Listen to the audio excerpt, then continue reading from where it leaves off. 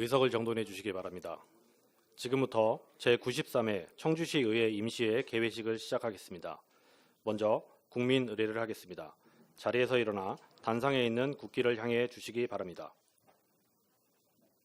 국기에 대하여 경례.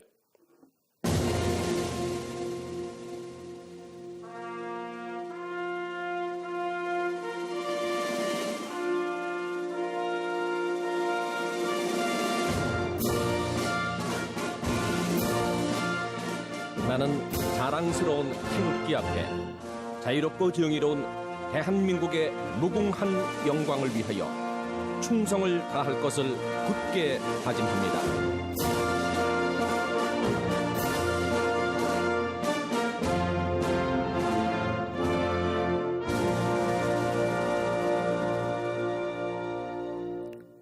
바로 다음은 애국가를 제창하겠습니다. 반주에 맞춰 1절을 불러주시기 바랍니다.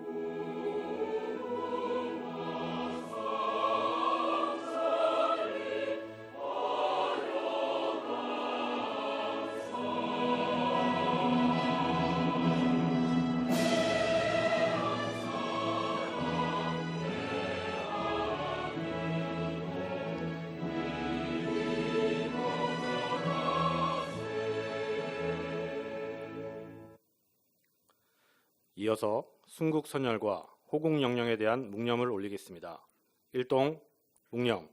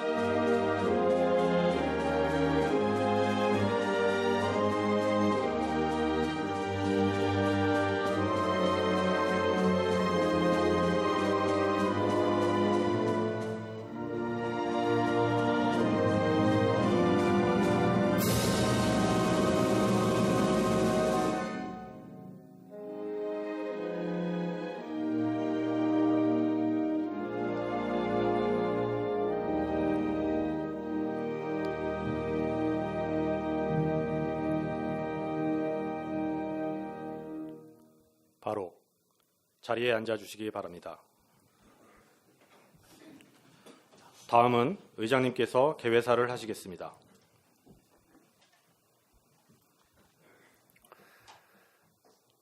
존경하는 88만 청주시민 여러분, 그리고 동료의원 여러분과 이범석 시장님을 비롯한 집행기관 공직자 여러분, 완연한 봄 기운이 퍼지는 계절에 여러분과 다시 만나 뵙게 되어 반갑습니다. 봄은 늘 새로운 시작을 의미합니다. 겨우내 웅크렸던 나무가지에 새순이 돋아나듯 우리도 희망을 품고 한 걸음 더 나아가야 할 때입니다. 지난 2월 24일 청주공항 활성화를 위한 특별법이 발의되었습니다. 이 법안이 통과되면 민간 항공기 전용 활주로 건설, 국제선 및 중장거리 노선 확대 등을 통해 청주공항이 중부권 핵심 공항으로 자리 잡을 것입니다. 이는 단순한 인프라 확충이 아니라 청주의 경제 활성화, 관광 산업 활대, 물류 경쟁력 강화 이어지는 중요한 변화입니다. 청주시 의회는 이 특별법이 실질적인 성과를 거둘 수 있도록 집행부와 협력하여 적극 지원해 나가겠습니다. 해빙기를 맞아 시민 안전에 각별한 주의가 필요한 시기입니다. 집안 약화로 인한 붕괴 위험과 시설물 안전사고를 예방하기 위해 철저한 점검과 신속한 대응이 무엇보다 중요합니다. 집행부에서는 위험 요소가 발견되면 즉시 조치를 취하여 시민들이 안전하게 생활할 수 있도록 만전을 기해 주시기 당부드립니다. 다가오는 4월 초 벚꽃과 함께하는 청주 푸드트럭 축제가 열립니다. 지난해 34만 명이 다녀가며 청주의 대표적인 봄 축제로 자리 잡은 만큼 올해도 많은 기대를 모으고 있습니다.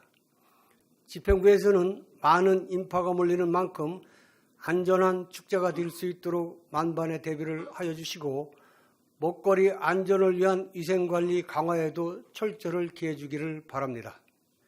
지금 우리 사회는 크고 작은 변화의 흐름 속에 놓여 있습니다.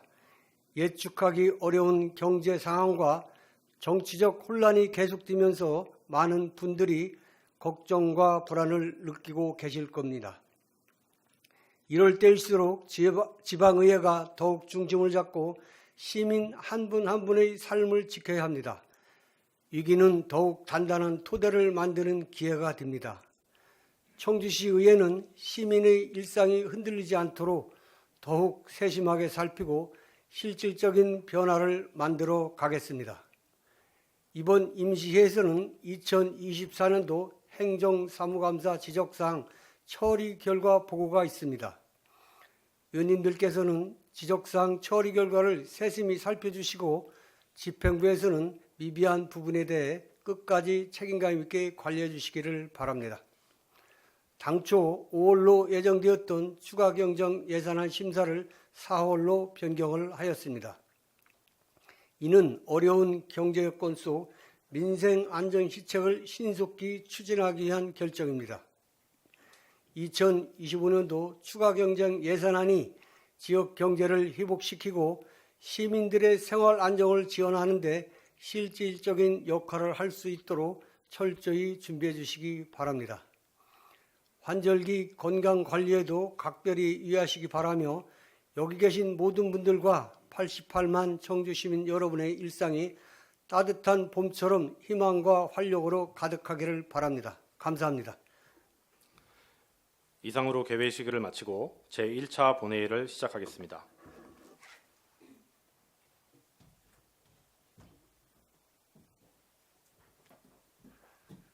본 개회에 앞서 잠시 양해 말씀드리겠습니다.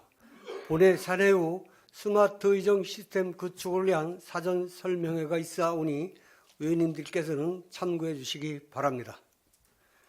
의석을 정돈해 주시기 바랍니다. 성원이 되었으므로 제93회 청주시의회 임시회 제1차 본회 개회를 선포합니다. 먼저 의사팀장으로부터 의사 보고가 있겠습니다. 의사팀장 나오셔서 보고해 주시기 바랍니다.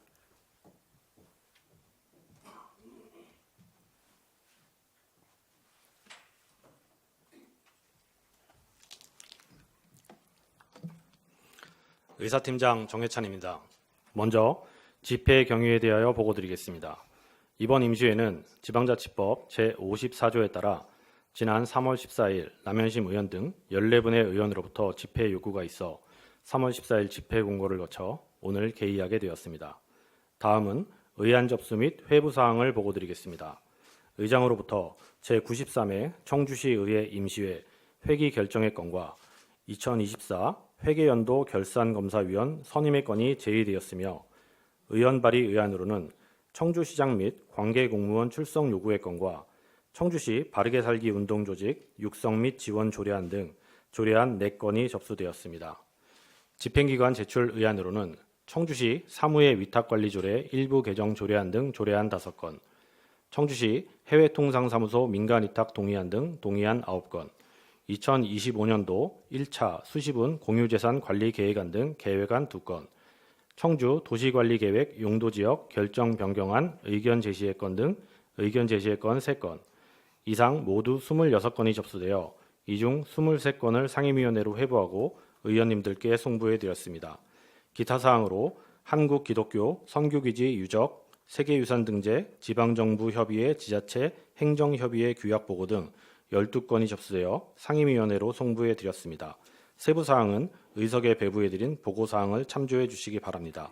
이상 보고를 마치겠습니다.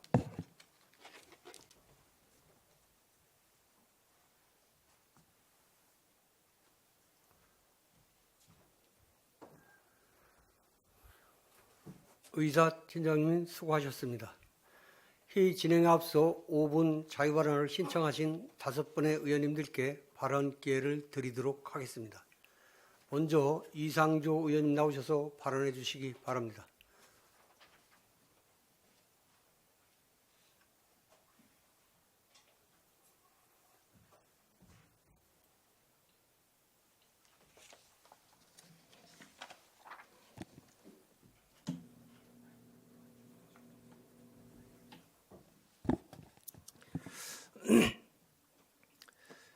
안녕하십니까. 경제문화위원회 이상조 의원입니다. 존경하는 김영기 의장님과 선배 동료 의원 여러분, 이범석 시장님과 공직자 여러분, 그리고 88만 청주시민 여러분, 저에게 5분 발언의 기회를 주셔서 깊은 감사의 말씀을 드립니다. 저는 오늘 청주시에 거주하는 어르신 세대들의 버스 요금 무료화를 주장하고자 이 자리에 섰습니다. 2024년 청주시 사회조사에 의하면 65세 이상 노인 가구의 52.2%의 월평균 소득이 50만 원에서 200만 원 미만으로 조사되었습니다. 심지어 한 달에 50만 원 미만의 소득으로 생활하는 노인 가구도 13.8%나 됩니다. 그리고 2023년 청주시 노인 실태 조사에 따르면 청주시 노인의 주요 이동수단은 버스가 42.7%로 나타났으며 이는 자가용 승용차 29.8%나 도보 13.3%보다 월등히 높은 비율입니다.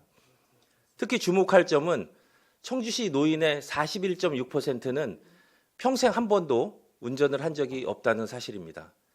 이렇듯 우리 청주시의 많은 어르신들이 경제적인 어려움을 가지고 있고 높은 비율로 버스를 주요 이동수단으로 삼고 있다는 것입니다. 이에 본 의원은 청주시에 거주하는 어르신 세대들을 대상으로 시내버스 요금을 무료화하는 정책을 제안하는 바입니다. 어르신들에게 시내버스 이용을 무료로 제공하는 것은 단순한 복지 혜택을 넘어 다음과 같은 긍정적인 효과를 가져올 것입니다. 첫째, 사회적 고립 예방과 사회 참여 촉진입니다. 이동권 보장은 어르신들의 외출을 증가시키고 이를 통해 사회적 관계망을 유지하며 정신적 건강에도 긍정적인 영향을 미치는 등 어르신들의 삶의 질을 향상시킬 수 있습니다. 둘째, 지역경제 활성화에 기여할 수 있습니다. 어르신들이 자주 외출하게 되면 지역 상권을 이용하는 빈도도 자연스럽게 증가할 것입니다. 전통시장, 음식점, 동네 슈퍼마켓 등에서의 소비가 늘어나 지역경제에 긍정적인 영향을 미칠 수 있습니다. 셋째, 어르신들이 청주의 문화, 예술, 관광시설에서 여가 시간을 즐길 수 있는 기회가 많아질 것입니다. 청주시에는 박물관, 미술관, 도서관, 초정행궁 등 다양한 시설이 자리하고 있습니다. 시내버스 이용 요금 무료화 정책이 시행된다면 어르신들이 이러한 시설을 좀 더 자주 방문하고 여가 시간을 보다 의미 있고 풍요롭게 보낼 수 있을 것입니다. 다른 지자체에서도 이미 유사한 정책을 시행 중입니다. 경북 청송군을 시작으로 충북의 영동군과 옥천군이 70세 이상 어르신들을 대상으로 버스 요금 무료 정책을 시행 중이며 원주시도 올 10월부터 70세 이상 어르신들을 대상으로 시내버스를 무료로 탑승할 수 있도록 지원하겠다고 발표했습니다. 또한 진천군과 음성군은 올 1월부터 전 군민의 시내버스 요금이 무료이고 경북 울진군은 지난주인 3월 17일부터 전 군민의 시내버스 요금이 무료입니다. 다음은 소요 예산에 대해 말씀드리겠습니다. 청주시의 버스 요금은 1,700원이며 전체 인구당 연간 버스 이용 횟수 등의 데이터를 바탕으로 추산해 볼 때 65세 이상을 대상으로 시행할 경우 예상되는 연간 비용은 약 75억 원입니다. 만일 이를 70세 이상인 어르신을 대상으로 한정할 경우에는 소요되는 예산이 32억 원으로 대폭 축소됩니다. 존경하는 의원 여러분, 그리고 청주 시민 여러분, 버스 요금 무료화 정책은 단순한 복지 혜택이 아니라 고령화 시대에 대응하는 필수적인 사회적 투자입니다. 인구 고령화가 가속화되는 지금 어르신들이 더욱 활발히 사회에 참여하고 건강한 노후를 보낼 수 있도록 지원하는 것은 장기적으로 더 큰 사회적 비용을 절감하는 방법이 될 것입니다. 건강한 어르신들은 의료비 부담 등 사회적 비용을 줄이며 나아가 지역사회 발전에 기여하는 중요한 인적 자원이 될 것입니다. 청주시가 오늘날 선진국인 대한민국을 만들어낸 세대인 어르신들의 이동권을 보장하고 보다 나은 삶의 질을 제공할 수 있도록 이번 정책을 적극 검토해 주시길 강력히 요청드립니다. 감사합니다.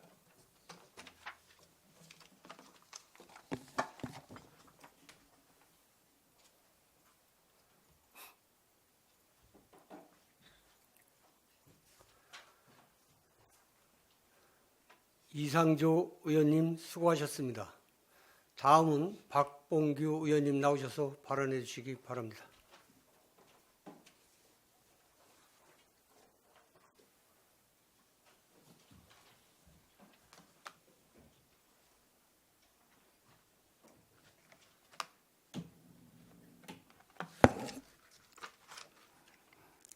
안녕하십니까. 도시건설위원회 박봉규 의원입니다.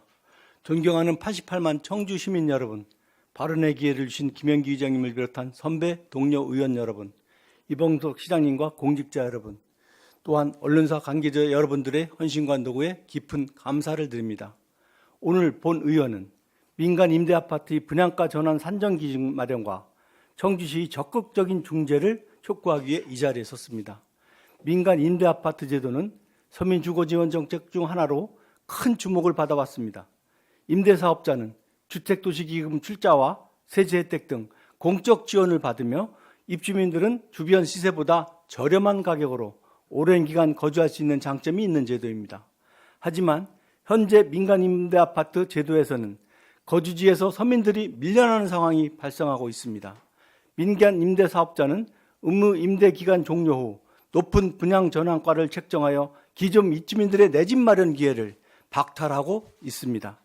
최근 청주 동남지구 대성베리일 경우 5년 임대 후 분양 전환 방식으로 2020년 6월부터 입주했으며 오는 5월 31일 임대 계약 기간이 종료됩니다. 대성건설은 2023년 12월부터 25년 2월까지 국토교통부의 평균 실거래가와 주변 시세 등을 반영해 84타입 경우의 33제곱미터당 1,317만 원에서 1,410만 원으로 분양 전환가를 산정하였으며 이를 입주민에게 통보했습니다. 지금 뒤에 자료가 나오고 있는데 지난해 12월 청주시 분양가 심사위원회는 동남지구와 동일한 분양가 상한가 지역인 청주 테크노폴리스 A 아파트의 평균 분양가를 3.3제곱미터당 1,285원으로 결정하였습니다.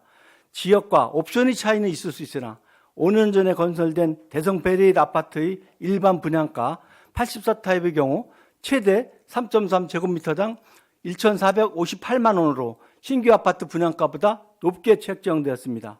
대성 베리일 아파트 입주민들은 대성건설에서 제시한 분양 전환가가 입주 시점 주변 아파트의 평균 분양가와 차이가 크다며 분양가 전환 재산정 및 산정 근거 공개를 요구하고 있습니다.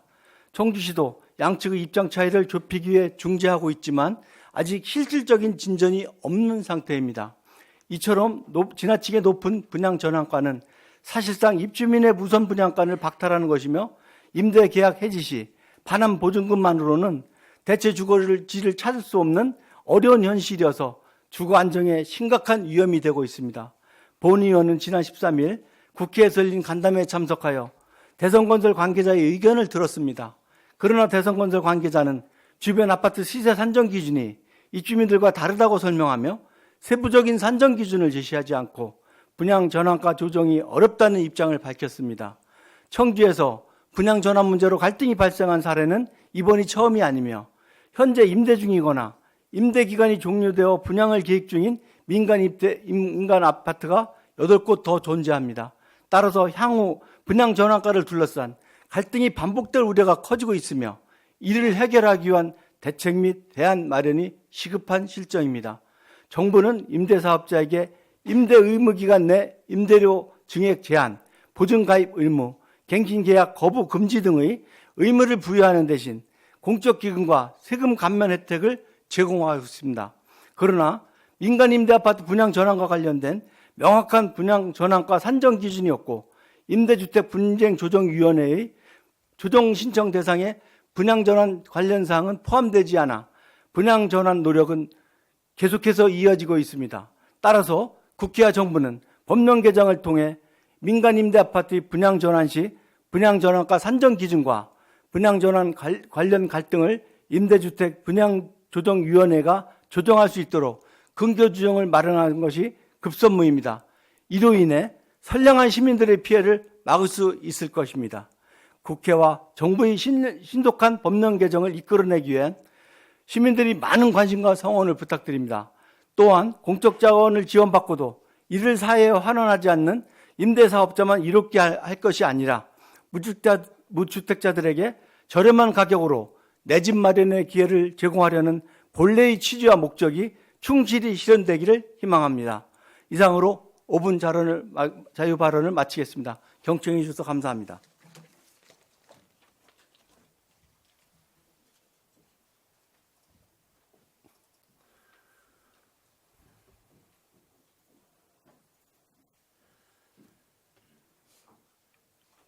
박봉규 의원님 수고하셨습니다.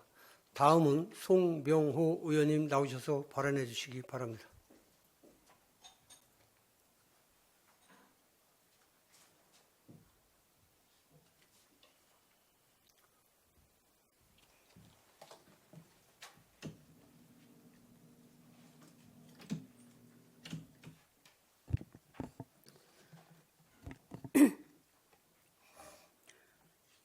존경하는 88만 청주 시민 여러분, 김영기 의장님, 그리고 선배 동료 의원 여러분, 이범석 시장님을 비롯한 관계 공무원 여러분, 복지교육위원회 송병호 의원입니다. 요즘 한절기로 많은 분들이 병원을 방문하곤 합니다. 몸에 이상을 느끼면 면역력이 떨어졌다고 생각하고 병원에 가서 치료를 받습니다. 그렇다면 자연 환경이 아플 때에는 누구에게 어떤 처방을 받아야 할까요? 자연환경도 인간의 면역력처럼 스스로 오염을 정화할 수 있는 능력이 있지만 이러한 자연의 회복력에도 한계가 있습니다. 이를 환경용량이라고 하며 자연이 스스로 오염물질을 분해하고 정화할 수 있는 최대 능력을 의미합니다. 그러나 이 환경용량을 초과하는 오염이 발생하면 단순한 환경 문제를 넘어 주민 건강과 미래 세대의 삶에 막대한 영향을 미칠 수 있습니다. 오늘 저는 충북 청주시 청원구 오창읍과 인접한 충남 천안시 동남구 동면에서 추진 중인 초거대 지정 폐기물 매립장 건설 계획에 대해 말씀드리고자 합니다. 현재 A업체가 추진 중인 매립장 규모는 국내 최대 수준으로 매립장 부지 면적이 38만 6천여 제곱미터, 매립 용량은 약 669만 톤에 달합니다. 4개의 도움형 매립시설이 설치될 예정이며 매립 면적만 20만 4천여 제곱미터로 축구장 28배 크기에 해당합니다. 매립장 예정지는 청주시 오창읍 후기리의 경계선과 인접해 있고 주거지역과 불과 300m에서 600m 거리에 있으며 K배터리, 반도체 특화단지인 오창 테크노폴리스 산업단지와도 500m 거리에 위치해 있습니다. 이 지역은 다목적 방사능 가습기 유치, 기업 유치, 고용 창출 등 경제적 효과가 기대되는 곳입니다. 또한 매립장 예정지에서 2.5km 떨어진 오창 저수지는 인근 6개면에 농업용수를 공급하는 수원입니다. 그리고 2023년에는 환경부의 국가생태문화탐방로 조성사업 대상지로 선정되기도 한 곳입니다. 그런데 이 초거대 폐기물 매립장에서 침출수가 유출될 경우 이 물이 오창 저수지와 농경지를 심각하게 오염시킬 수 있으며 지역 농산물의 안정성도 보장할 수 없게 되며 지역 주민들의 건강을 지속적으로 위협할 수 있습니다. 또한 이러한 오염은 생태계에 회복 불가능한 피해를 초래할 것입니다. 2023년 제천 왕암도 산업 폐기물 매립장, 2025년 2월 청원구 오창호 폐기물 처리업체의 침출수 유출 사건을 통해 폐기물 매립장에서 침출수 유출이 실제로 발생할 수 있음을 확인할 수 있었습니다. 게다가 청주시는 이미 2020년부터 대기관리 권역으로 지정될 만큼 대기오염이 심각한 상황입니다. 또한 오창호 후기리에는 이미 3개의 폐기물 매립시설이 있어 이 지역에 초거대 폐기물 매립장이 추가된다면 대기오염은 물론 수질과 토양오염의 악화로 환경정의에도 위배될 우려가 큽니다. 자연은 자체적으로 오염물질을 정화하는 능력이 있지만 그 용량을 초과하면 더 이상 회복이 불가능합니다. 잘못된 환경정책은 결국 우리 모두에게 큰 피해로 돌아올 것입니다. 헌법 제35조는 모든 국민은 건강하고 쾌적한 환경에서 생활할 권리를 가진다라고 명시되어 있습니다. 환경오염을 유발하는 사업이나 정책이 국민의 건강을 해칠 우려가 있을 때 이를 제한하거나 개선해야 할 책임이 국가에 있다는 것을 명확히 하고 있습니다. 이에 본 의원은 청주시가 단순히 천안시만의 문제라는 소극적이고 방관자적인 태도에서 과감히 벗어나 청주 시민의 생명과 건강, 환경권 보호를 최우선으로 삼아야 함을 다시 한번 강력히 촉구합니다. 동면 초거대 폐기물 매립장 문제는 결코 이웃 지자체의 문제만이 아닙니다. 지금의 소극적인 행정적 협의에 그치지 말고 천안시와의 철저한 사전 협의를 통해 우리 시민의 삶과 미래를 위협할 수 있는 환경적 피해가 단 한 치의 빈틈도 없이 완벽히 차단될 수 있도록 책임 있고 확실한 대응책을 즉각 마련할 것을 강력히 요구합니다. 이상으로 5분 발언을 마치겠습니다. 끝까지 경청해 주셔서 감사합니다.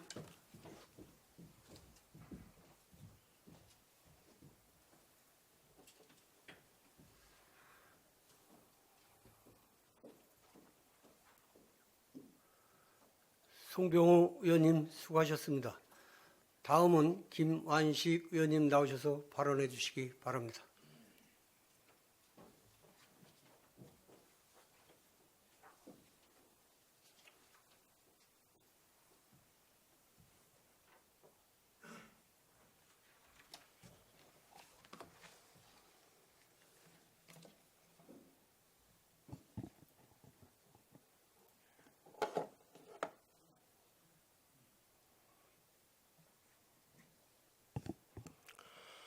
존경하는 88만 청주 시민 여러분, 김영기 의장님, 이영신 부의장님 비롯한 선배 동료 의원 여러분, 이범석 시장님 비롯한 관계 공무원 여러분, 안녕하십니까?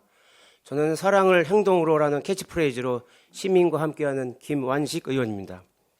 본 의원은 오늘 청주 남북권 지역인 용암, 동남, 방서, 지북, 분평지구의 인구 증가에 대비한 생활 기반 조성을 통하여 주민의 행복한 삶을 영위할 수 있는 방안을 제시하고자 이 자리에 섰습니다. 상당구 인구는 2024년 기준 총 20만 명으로 최근 5년간 2만 2천 명이 증가하였고, 이 중 용암, 동남, 방서 지역 인구는 2019년 7만 7천 명에서 2024년 10만 3천 명으로 2만 6천 명이 증가하여 상당구 전체 인구의 52%를 차지하고 있습니다. 앞으로도 2030년까지 8개 단지 신규 아파트 증가로 6,479세대가 추가 이입이 예상됨에 따라 생활인구 포함 약 13만 명이 거주할 것으로 추정하고 있습니다. 이에 따라 청주 남북권 지역의 기초생활 인프라 부족 등으로 삶의 질이 저하될 것으로 예상되어 본 의원은 다음과 같이 제안하고자 합니다. 첫째, 청주 상당 복합터미널 조성입니다. 유독 상당구에는 시외버스 터미널이 없어 주민들은 먼 거리를 이동 후 버스를 이용할 수밖에 없고 주차 문제도 어려움이 있는 교통 불편 지역입니다. 이에 복합터미널을 조성하여 쇼핑, 문화, 교통 체계를 획기적으로 개선해 주시기 바라며 이는 지역 경제에도 효과가 있을 것으로 사료됩니다. 둘째, 2024년 청주시가 건립 또는 개관 예정인 공공체육관은 약 21개로서 시에서는 청주 곳곳에 체육시설을 대폭 확충해 시민들의 삶의 질을 높이겠다고 했습니다. 청주에서 많은 인구가 밀집되어 있는 남북권 지역에는 주민 체육 편의 시설인 실내 체육관이 존재하지 않습니다. 인구 대비 체육시설 인프라가 부족하여 지역 주민의 생활체육 참여 확대 등 건강 증진을 위해 다목적 실내 체육관 건립을 통하여 지역 주민의 삶의 질을 향상시켜 주시기 바랍니다. 셋째, 동남지구내 생태습 조성 및 범죄 예방 환경 설계 도입입니다. 동남 용암 지구내에서는 어린이집 65개소, 유치원 15개소, 초등학교 8개소, 중학교 5개소, 고등학교 2개소로 총 95개소의 교육기관이 있습니다. 이에 부모와 자녀들 및 주민들의 힐링 공간이 부재한 상태로서 주민들의 삶의 정서가 결여될 수 있어 주변 야산을 활용한 생태숲 조성이 필요하며, 또한 동남지구는 교육기관, 저소득층 임대아파트, 상가가 함께 어우러져 형성된 지역이며, 방서지구는 아동 친화 지역으로서 교육기관, 정신병원, 상가가 함께 어우러져 형성된 지역으로서 안전망 확보를 위해 범죄 예방 환경 설계 도입이 필요한 지역입니다. 넷째, 하루 많게는 300건 민원, 지역의 행정복지센터. 이는 25년 2월 14일 언론 보도 내용으로서 용암일동 청사는 올해 26년 차로 노후화가 심각하고 사무 공간과 주민활동, 봉사 공간이 부족하여 주민들 간 갈등 상황이 계속되어 오고 있습니다. 31년 된 자원봉사센터가 이전을 앞두고 있어 기존의 용암일동 청사와 자원봉사센터를 합친 신축 행정복합 커뮤니티센터로 조성하여 주민 공동체 소통 공간으로 새롭게 건립하여 주시기 바라며, 또한 용암지구의 급격한 인구 증가로 인해 용암 1, 2동의 업무 과부하로 행정 서비스 저하가 예상되는 바 행정구역 조정이 필요합니다. 마지막으로 효과적인 저소득층 관리를 위해 복지 특구로의 지정입니다. 용암일동은 청주시에서 여보호 대상자가 가장 많은 지역입니다.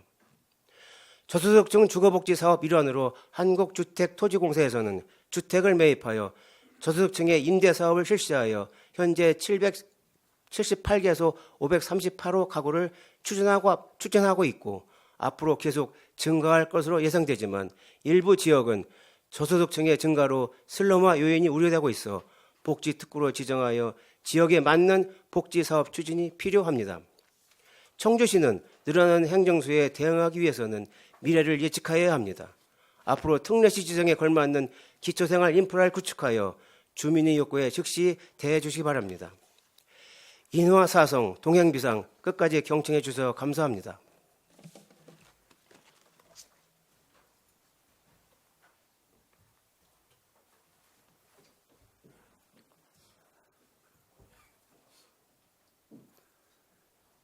김한식 의원님 수고하셨습니다.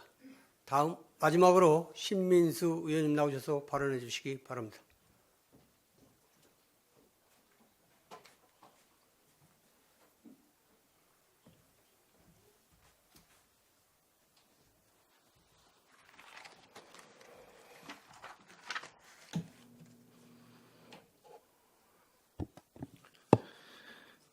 네, 안녕하십니까. 도시건설위원회 신민수 의원입니다. 발언 기회를 주신 김현기 의장님, 이영신 부의장님을 비롯한 선배 동료 의원님들께 감사드립니다. 더 좋은 청주, 행복한 시민을 위해 노력하시는 이범석 시장님과 공직자 여러분께도 감사 인사를 전합니다. 본 의원은 건설 현장 사고 방지를 위한 융복합 기술 활성화 방안에 대해 제안하고자 합니다.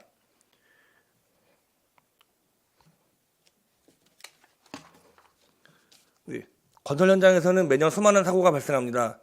지난해 국토안전관리원에서 배포한 건설사고 사례집에 의하면 건설산업 근로자가 전체 산업에서 차지하는 비율은 12.4%입니다. 그러나 전체 산업 가운데 재해자 비율은 24%에 달하는 높은 재해율을 보이고 있습니다. 고용노동부가 발표한 2024년 재해조사 대상 사망사고 발생 현황에 따르면 지난해 중대재해조사 대상에 오른 사고 사망자는 589명, 재해는 553건에 달했으며 사망자 중 건설업 사망자가 276명으로 전체 산업 중 가장 높아 치명적인 사고가 발생하고 있음을 보여줍니다. 이에 2021년 현장의 안전을 강화하기 위해 무선 안전 장비를 사용하는 등 관련 법이 개정되었으나 사고는 줄지 않았습니다. 국토교통부 국토안전관리원에 따르면 전국 건설 현장 사고 건수는 2021년 5,248건, 2022년 5,900건, 2023년 7,240건으로 급증했습니다. 지난해에는 6,768건이 발생했고 올해도 많은 사고가 발생할 것으로 예상합니다. 더욱이 전체 사고 대부분은 심각한 부상 또는 사망 사고인 실정입니다. 대표적인 건설 사고로는 2022년과 2023년에 광주와 인천 검단 신도시에서 공사 중인 아파트가 붕괴했습니다. 지난 2월에는 서울 세종고속도로 교량부계 사고로 인한 참사가 발생했습니다. 최근에도 평택 아파트 공사 현장에서 근로자가 추락하여 숨지는 사고가 일어나 큰 슬픔과 충격을 안겨주었습니다. 이 자리를 빌려 건설 현장에서의 부상자와 사망자, 그 유가족들에게 진심 어린 위로를 전합니다. 이러한 사고의 원인은 주로 현장에 있습니다. 건설 현장은 설계, 환경, 날씨 등 수많은 변수를 갖추고 있습니다. 또한 종합건설사가 도급을 받아 전체 공사를 관리하고 각 공종별 전문 건설사에게 하도급을 주는 구조로 진행되어 수많은 이해관계자가 얽히게 되고 이는 현장을 더욱 복잡하게 만듭니다. 공사 기술도 4차 산업시대에 맞지 않게 표준화된 기술이 아닌 작업자의 경험에 의존하다 보니 안전관리의 한계를 보이고 있습니다. 이미 우리는 일상에서 AI와 로봇 등 다양한 첨단 기술을 활용하고 있지만 건설 현장은 여전히 아날로그 방식과 작업자 중심의 운영에 머물러 있어 안전사고가 빈번하게 발생하는 것입니다. 이제는 변화해야 할 때입니다. 사물인터넷, AI, 지능형 로봇 등 첨단 융복합 기술을 적극 도입하여 건설 현장을 혁신하고 사고를 근본적으로 막아야 합니다. 정부와 지자체는 물론 도급사, 하도급사, 용역사 등 모든 건설 사업자가 함께 협력해야 합니다. 국토교통부는 2018년부터 스마트 건설을 통해 현장을 디지털화하고 있으며 인근 지자체인 세종과 충남을 포함한 10개 광역시도에서도 스마트 건설 현장을 구현하기 위해 스마트 안전관리 체계 구축을 위한 조례를 개정하는 등의 노력을 하고 있습니다. 청주시도 적극 나서야 합니다. 건설 현장의 안전을 위해 건설 사업자가 첨단 융복합 건설 기술을 도입, 개발할 수 있도록 지원해야 합니다. 우리가 노력하지 않으면 안타까운 사고는 계속 이어질 것입니다. 사고를 줄이고 국민의 안전과 행복을 보장할 수 있는 실질적인 대책 마련에 최선을 다해야 합니다. 이상으로 5분 자유로운 발언을 마치겠습니다. 경청해 주셔서 감사합니다.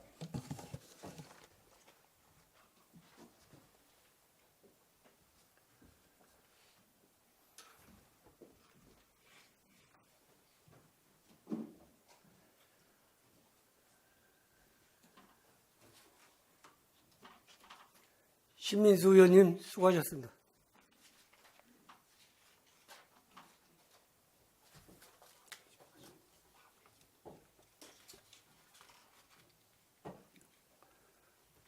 (5분) 자유발언을 마치고 의사 일정을 진행하겠습니다. 의사 일정 제1항 제93회 청주시의 임시의 희귀 결정의 건을 상정합니다. 이번 임시희귀는 전자의 시스템 자료 내용과 같이 3월 24일부터 4월 4일까지 12일간으로 하고자 하는데 의원 여러분 이의 없으십니까? 이의가 없으므로 가결되었음을 선포합니다. 의사일정 제2항 청주시장 및 관계공무원 출석 요구의 건을 상정합니다. 본안 건은 4월 3일 시정질문을 위한 시장 및 관계공무원 출석 요구의 건으로 전자회의 시스템 자료의 내용과 같이 의결하고자 하는데 의원 여러분 이의 없으십니까? 이의가 없으므로 가결되었음을 선포합니다.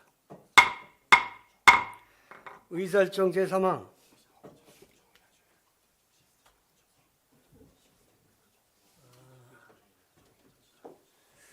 지금 현재 시스템이 멈춰서 잠시 정회를 하겠습니다.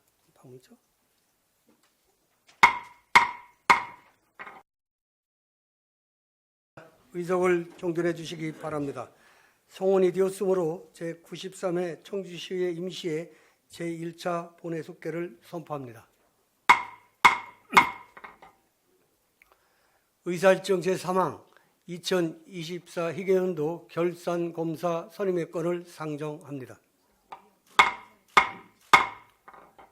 본안 건은 지방자치법 시행령 제83조와 청주시 결산검사위원 선임 및 운영에 관한 조례 제3조에 따라 2024 희귀연도 결산검사위원을 선임하는 건으로 지방의회 의원과 공인회계사, 세무사 등 재무관리에 전문적인 지식과 경험이 있는 분 중에서 의장이 추천해서 선임하도록 되어 있습니다. 2024 희개년도 결산검사위원 선임의 건에 대하여 질의나 토론하실 의원님 계십니까? 없습니까?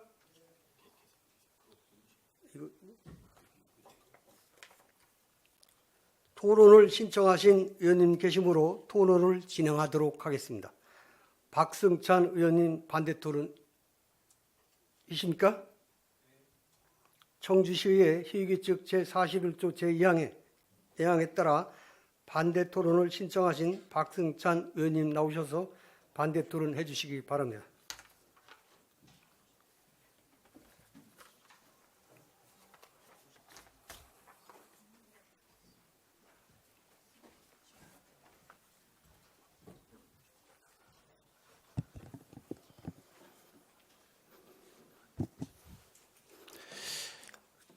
존경하는 김영기 의장님, 발언 기회를 주셔서 진심으로 감사드립니다.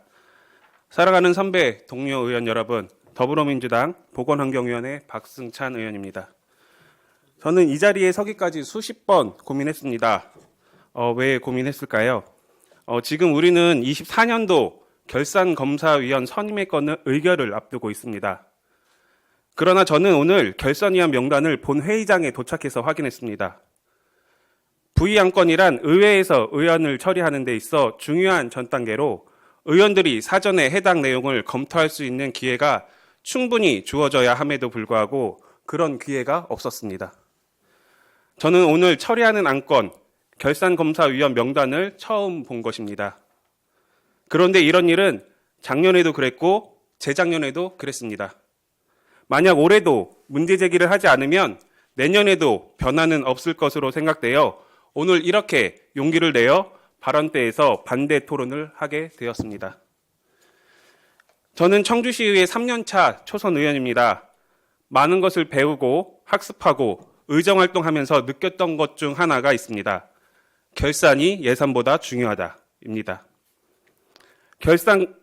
결산이라 그거 대충 작년에 회계연도 끝나고 세입, 세출을 확정적인 개수 맞추는 절차이고 이미 집행된 내용을 무효 및 취소할 수 없어서 의회에서 할 수 있는 일이 별로 없다고 주장할 수 있습니다.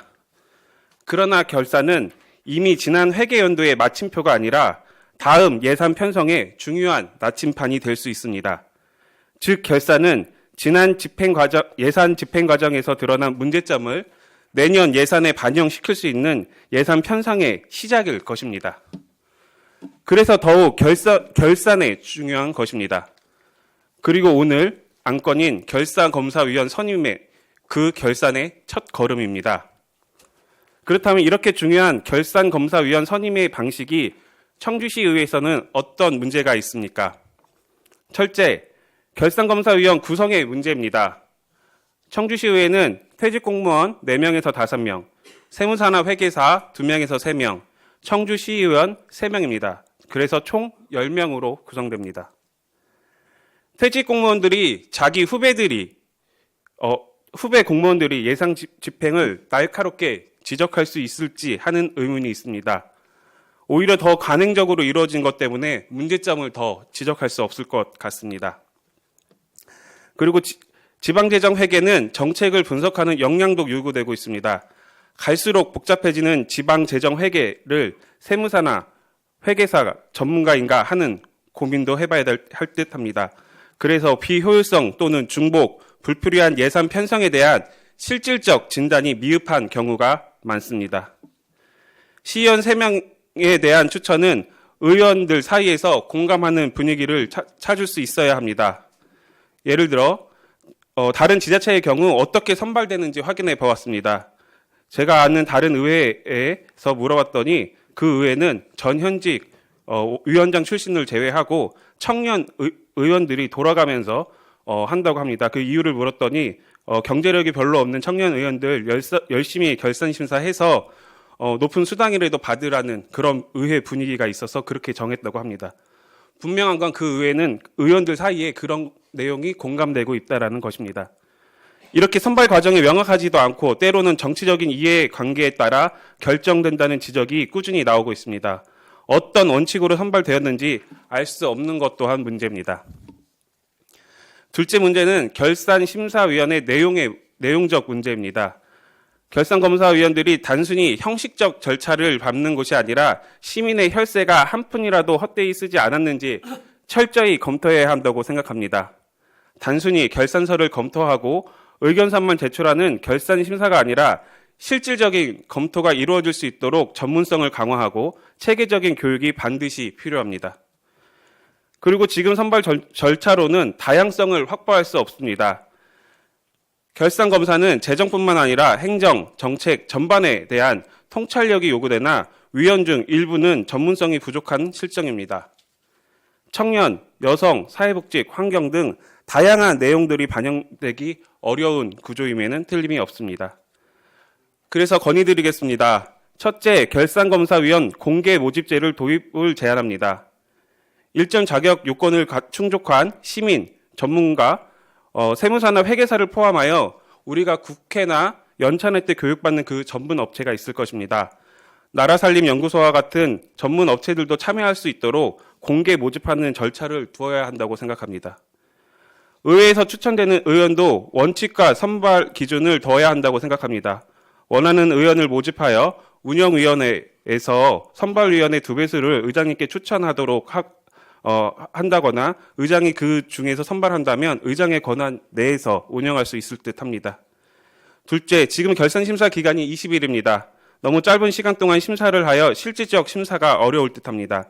실질적 검사 기간 전에 충분한 전문 교육을 받을 수 있는 제도가 보완해야 할 듯합니다.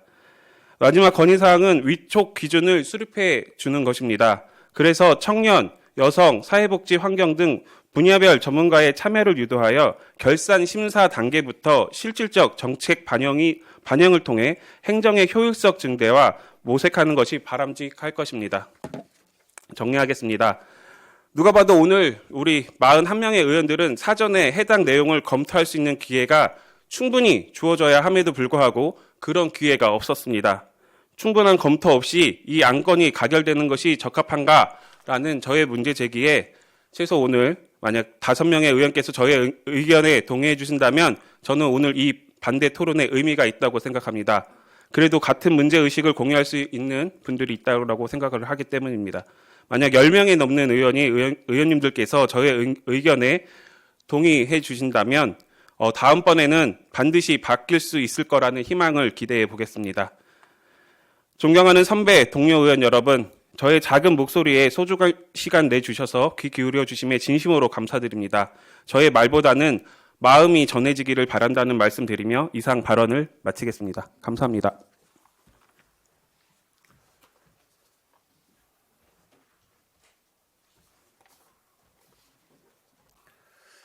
박승찬 의원님 수고하셨습니다. 그리고 박승찬 의원님이 반대 토론을 했는데요. 3대 전반만 이렇게 한 게 아니라 1대 2대도 이 방법을 택했습니다. 여기 지금 보면 결산 선임 및 운영 관해에 대한 조례에 나와 보면 제3조 3항에 검사위원은 시의회 의장이 추천한다라고 이렇게 되어 있습니다. 다음 찬성하실 의원님, 찬성 토론하실 의원님 계십니까? 없습니까? 없으면 토론하실 의원님이 계시지 않으므로 토론 종결을 선포합니다.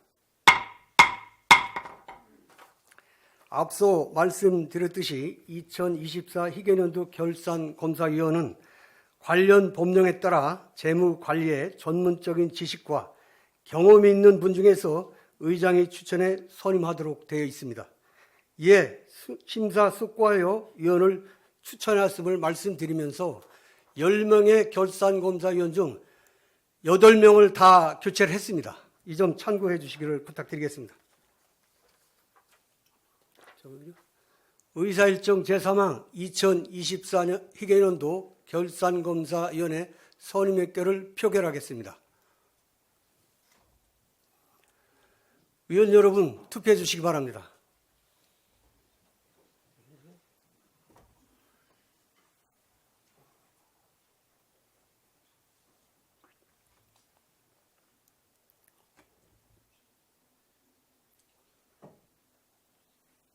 안 나와.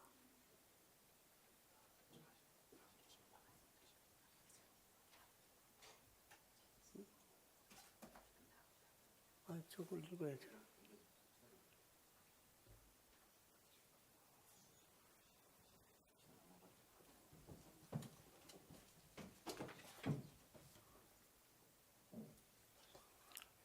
투표 다 하셨습니까? 그러면 투표를 종료하겠습니다.